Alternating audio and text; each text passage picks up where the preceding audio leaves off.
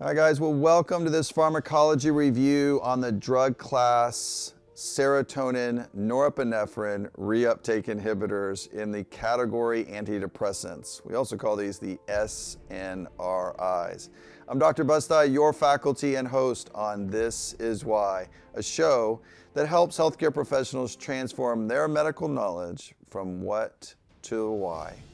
This class of drugs evolved out of a need to continue to find effective treatment options for major depressive disorder, but with a better safety profile compared to the monoamine oxidase inhibitors and the tricyclic antidepressants.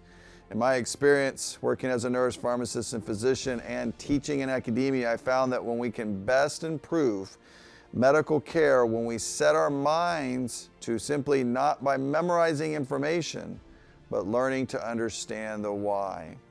When that occurs, we not only remember, but we're also able to know the why so that we can apply it to our patients in a patient-specific manner. So it makes sense of drug classes like this that evolve over time. So why is it relevant to learn about the SNRIs? Well, they are first-line options for both depression and also many anxiety disorders. Now, they're not necessarily the drug of choice per se, but they're commonly used after SSRIs in current clinical practice. We can kind of think of them a little bit as designer/improved TCAs. All right, so what medications make up this drug class and what are they used for? Let's jump to a table that helps to summarize some of these from one agent to another, but also as a class as a whole.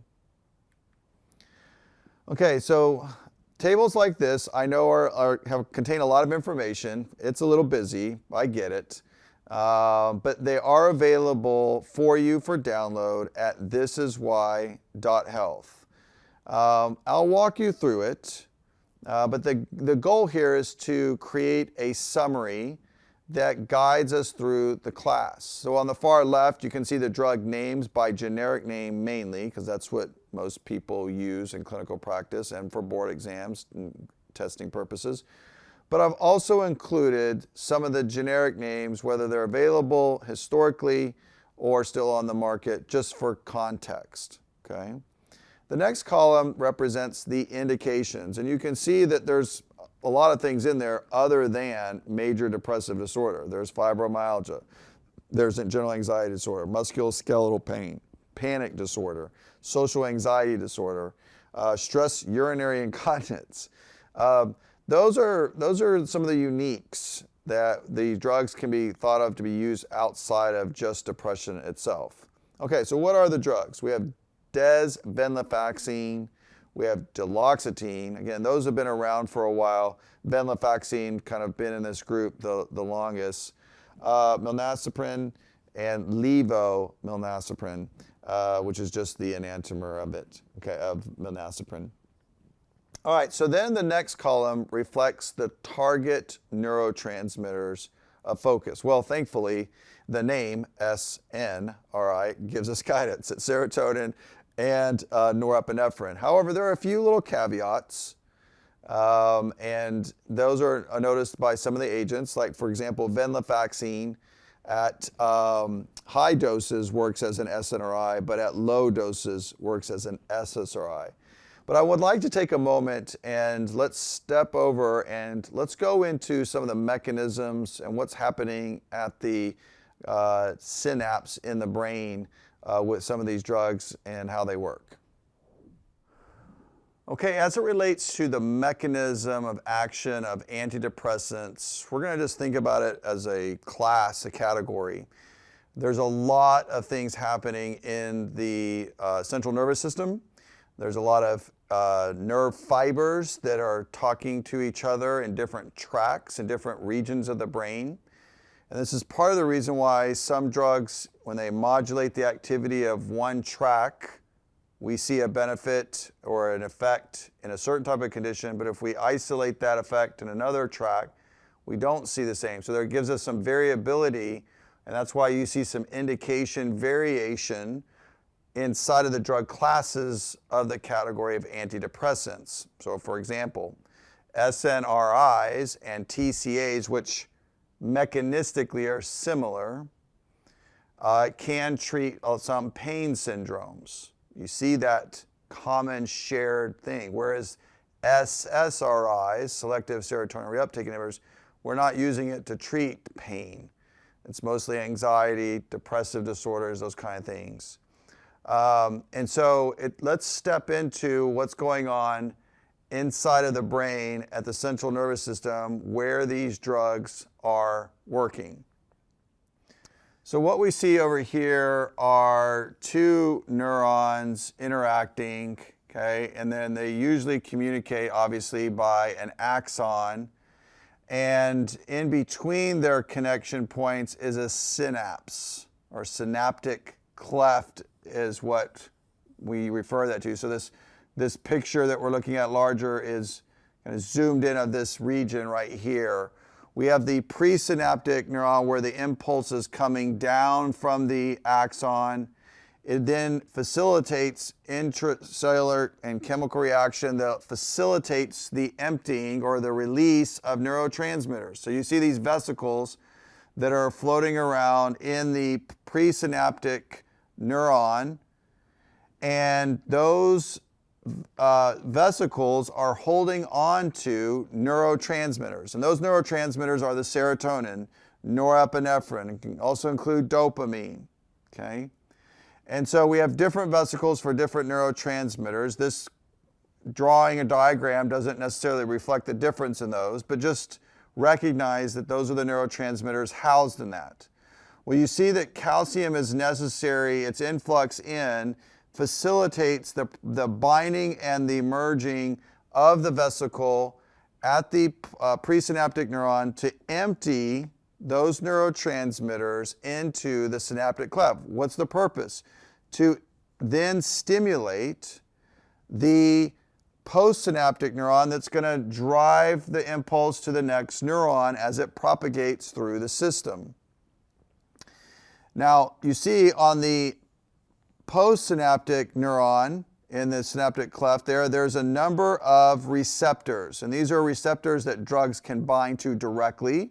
So we have some drugs that act as agonists to these receptors, and you see that these neurotransmitters get in and then they turn on and create the propagation of the nerve impulse moving forward through a number of different mechanisms. There's a lot of different types of transporters here.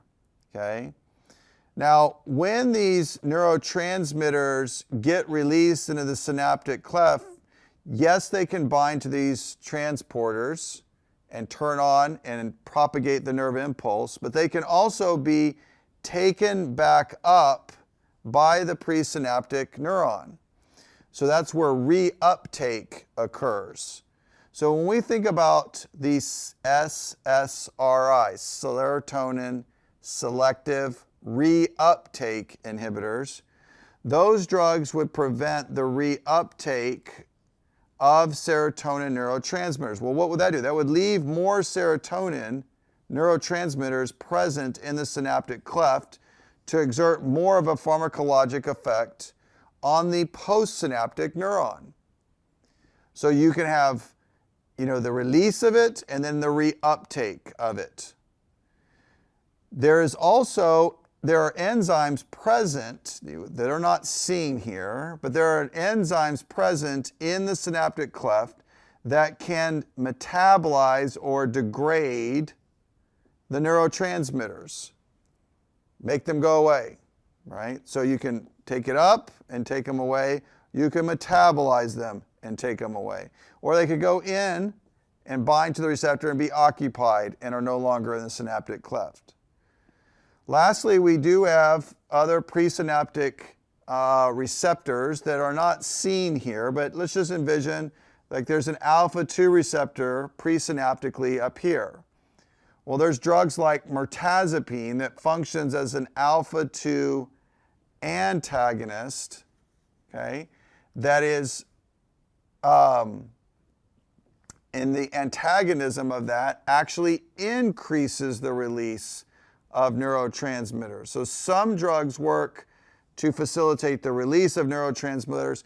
Some drugs block the transporter uptake, and some drugs like monoamine oxidase inhibitors block the metabolism of neurotransmitters found in the synaptic cleft. If you co-administer multiple antidepressants, that is when we can see an accumulation of neurotransmitters in the synaptic cleft that raise the concentration so high that patients now can experience greater risk of side effects. It doesn't mean they all will. Sometimes we do use augmentation or adjunct therapy with dual antidepressants from different classes to manipulate the concentrations of neurotransmitters, but it does increase, obviously, the side effects. When we think about the monoamine oxidase inhibitors, that's an enzyme. And monoamine oxidase metabolizes several neurotransmitters in the brain.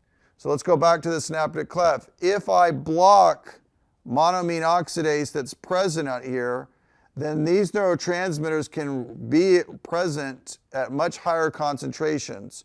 Well, the thing that's about monoamine oxidase inhibitors is it's irreversible inhibition. For the life of that enzyme, it's gone. So the body has to make more monoamine oxidase enzyme before it can come in here and start to metabolize that more effectively. That's the reason why we have to wait 14 days after stopping the monoamine oxidase inhibitor before starting another class of antidepressants.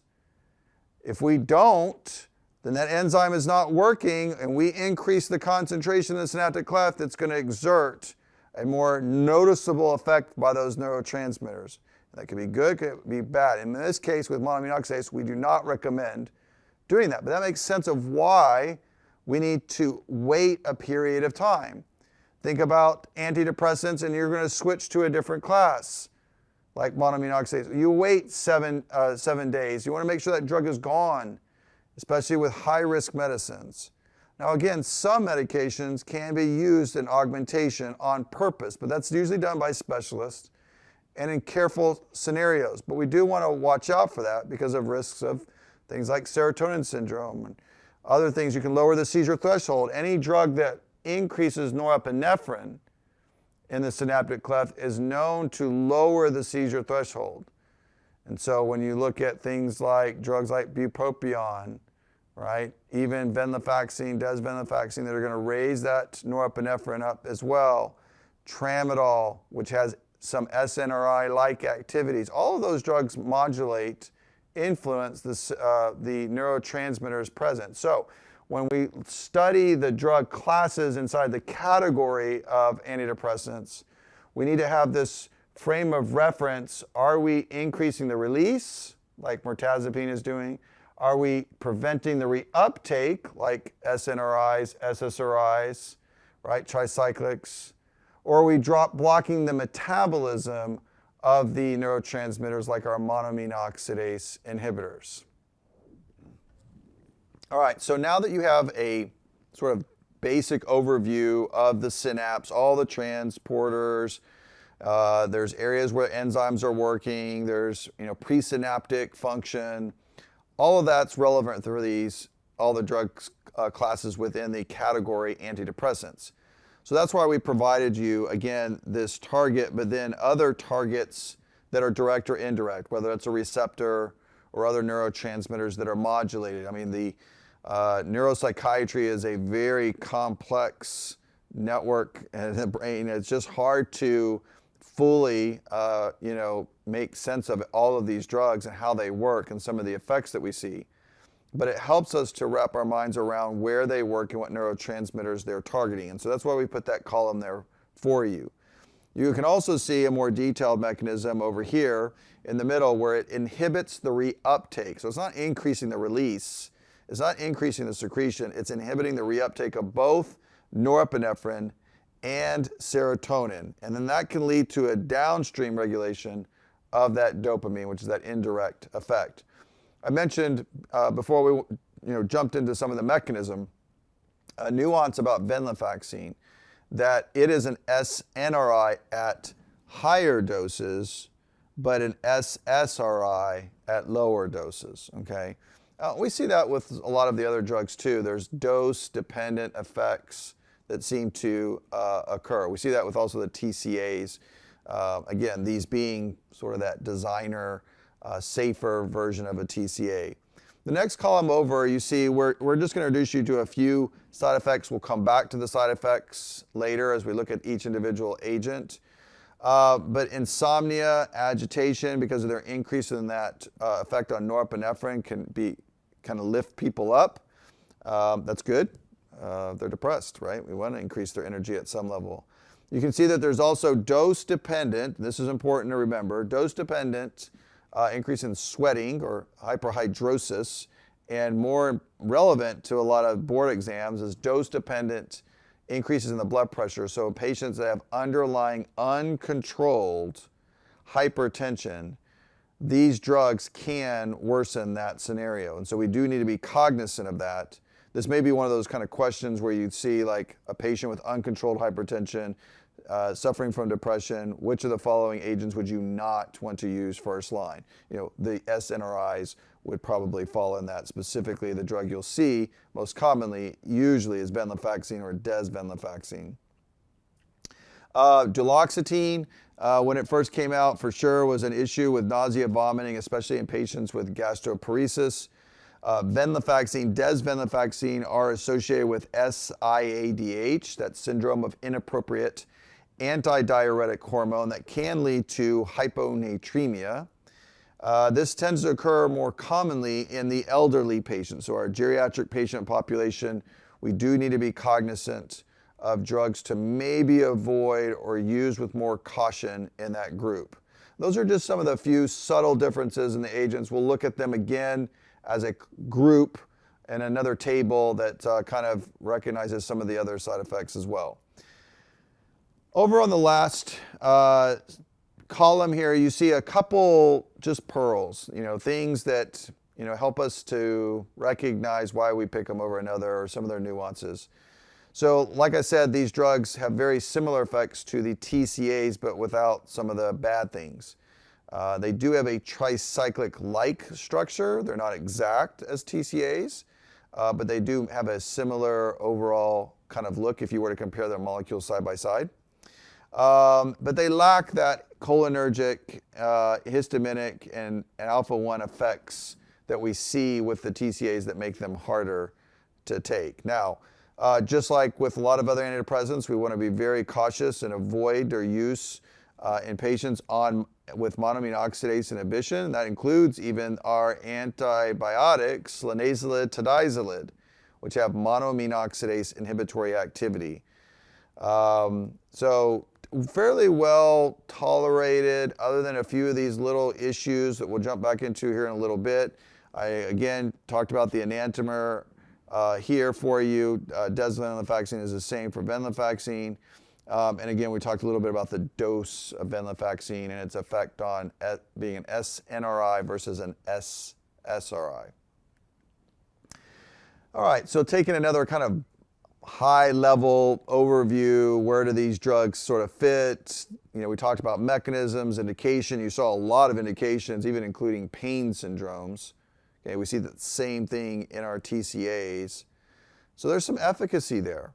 So this was an analysis that, you know, that was done and published back in 2018. It's not exhaustive of everything, especially some of the newer agents, but it does help us to sort of see in a snapshot about the classes that and how they really fit. You can see that a lot of these drugs have an overall benefit in patients with depression. So that's good, right? So where it comes down to of issues is side effects and how much is it going to cost me. So my access and cost drive these things. So when you look up here, this is where our SNRIs are compared to the SSRIs, atypicals, TCAs, and then our monoamine oxidase inhibitors. And so when you look at the TCAs, which have a lot more side effect potential, these are obviously a more moderate. TCAs are cheaper simply because they've been around longer and are generically available, less demand, blah, blah, blah. So that's why that's the case. But again, some of these things tried to guide us. And again, you'll see where we use these for pain syndromes, if we need to increase energy, those kind of things are going to be helpful, all right? All right, let's now talk a little bit about some of the pharmacokinetic considerations. Now, these drugs are fairly well absorbed, but really what it boils down to is how they're eliminated in the body. So that's metabolism, elimination issues. So let's look at another table to guide us through that. All right, so this is a summary of phase 1 metabolic pathways, which a lot of the antidepressants go through. You can see that this table lists antidepressants from multiple classes inside the category of antidepressants. You can see that we have the various phase 1 pathway enzymes, cytochrome P450, 1A2, 2C19, 2D6, 3A4. You see that 2D6 is a fairly common one. Okay, that's a pathway that a lot of psychotropic medications utilize, not just antidepressants, but also antipsychotics and other. I tried to bold those to help you to identify which ones are the SNRIs in those groups and where there might be some potential issues. Certainly substrates, which are all listed up here, can have competition for binding sites through those pathways of metabolism, so they can compete with other drugs theoretically. When it comes to being a drug inhibitor, duloxetine maybe is the only one that's going to be a culprit there to worry about. No strong inhibitors in this class and no inducers to worry about. So that makes it helpful to just keep in mind how to apply them. All right, now let's talk a little bit about some of the common side effects that occur between the agents in this class. And so again, we have another table. Again, just trying to put a cross comparison. These are again available at thisiswhy.health for you for download if you need them.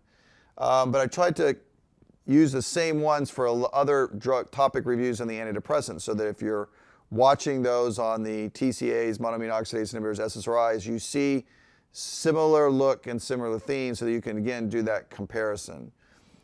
So we have our anticholinergic side effects up here in that first column.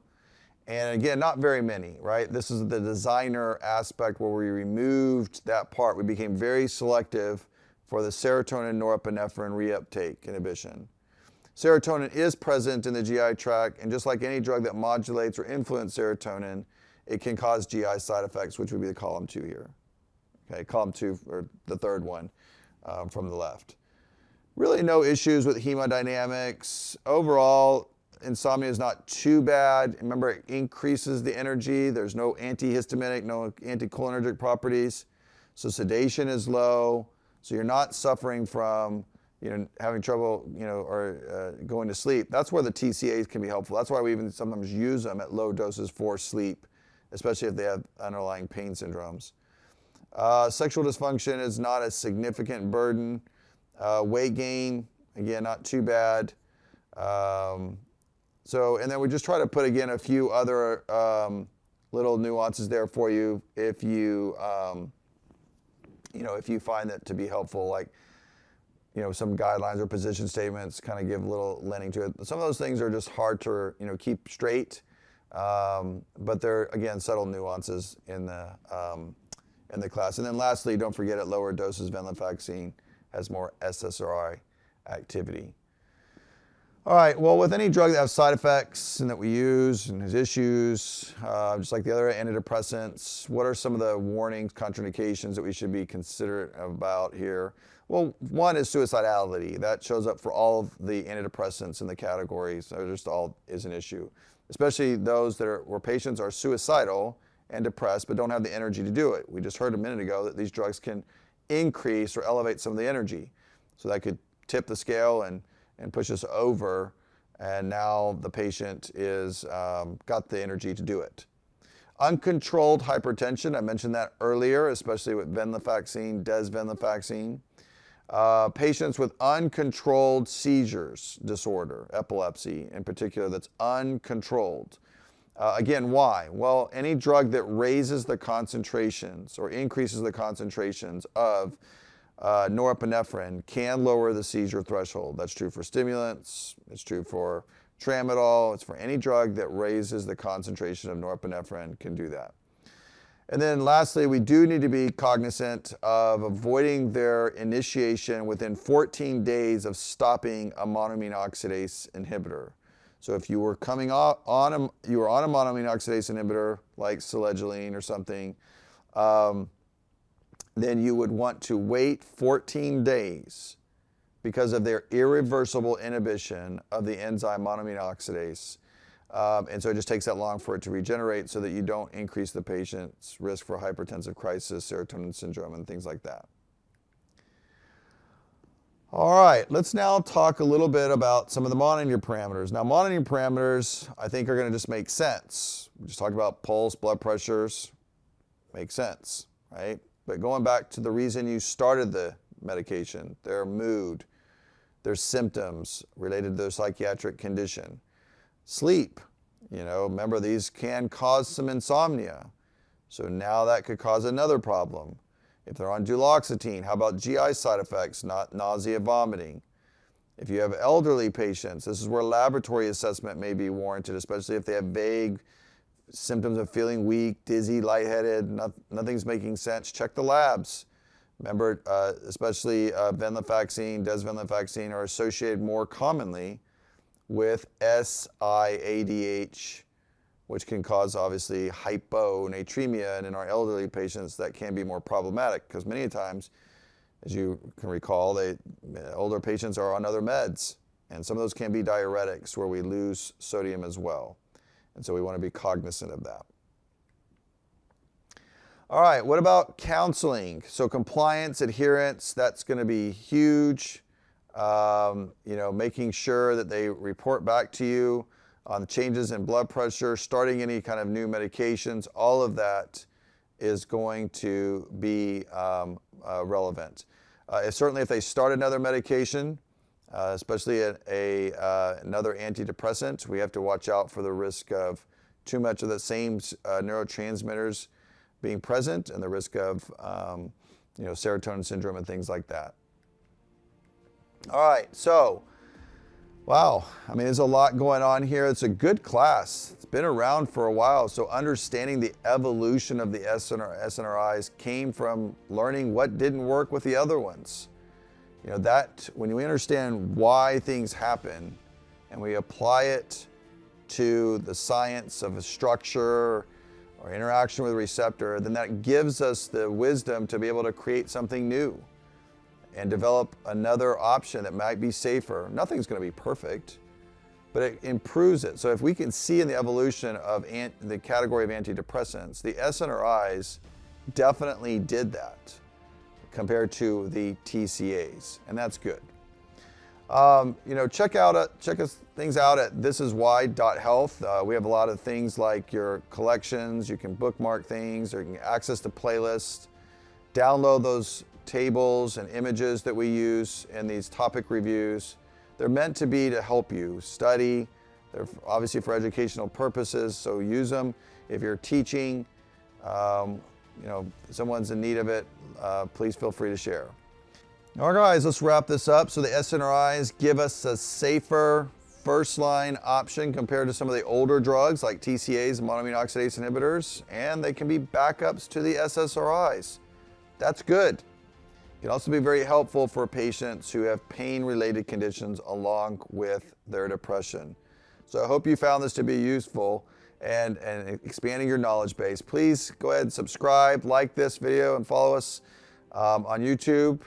And be sure to check out thisiswhy.health. There's a lot of good information there to help you. If we can be of any service to you, please let us know. And we'll see you next time. Take care. Bye-bye.